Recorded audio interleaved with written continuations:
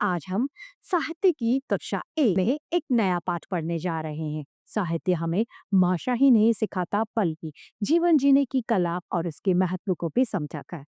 आज हम इस कक्षा में हमारा पाठ पतंग और विचित्र पतंग और चिड़िया के बच्चे को पढ़ेंगे और समझेंगे। तो आइए शुरू करते हैं इस पाठ को।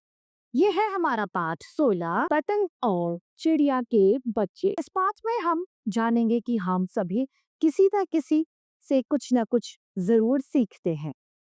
इस पाठ में पढ़ने इस पाठ में पढ़ते हैं कि किस प्रकार चिड़िया के बच्चों ने एक पतंग से उड़ना सीखा। 15 अगस्त का दिन था। आकाश में ढेर सारी मतलब क्या होता है? बहुत सारी पतंग उड़ रही थी। में से आप सभी को भी पतंग उड़ाना बहुत अच्छा लगता हो। सभी बच्चों को पतंग उड़ाना बहुत अच्छा लगता है क्योंकि आकाश में रंग बिरंगी पतंगे देखकर मन बहुत ज्यादा खुश हो जाता है। लाल, नीली, हरी, पीली, गुलाबी, रंग बिरंगी अनेक पतंगे यानी बहुत सारी पतंगे थी जो सभी अलग अलग रंगों से सज्जित थी। एक लाल पतंग उड़कर नीचे की ओर आ रही थी, यानी लाल पतंग कट गई थी, इसी वजह से वो नीचे की तरफ आ रही थी। नीली चिड़िया के पेड़ पर अपने नीलू चिड़िया पेड़ पर अपने घोंसले में बैठी थी। वह अपने बच्चों को उड़ना सिखा रही थी, यानी चिड़िया के छोटे छोटे बच्चे थे, वो उड़ना नहीं जानते थे, तो वो बैठकर अपने बच्चों को उड़ने की कला सिखा रही थी, किस तरीके से उड़ा जाता है। चिड़िया के बच्चे उड़ने से डर रहे थे। एक बच्चा बोला, पतंग आ रही है माँ। चिड़िया ने कहा, डरो मत, पतंग से उड़ना सीखो। वो क्या कहता है कि तुम डरो मत, पतंग से भी कुछ सीखने को मिलता है। पतंग से क्या सीखने को मिलता है? उड़ने को सीखने को मिलता है।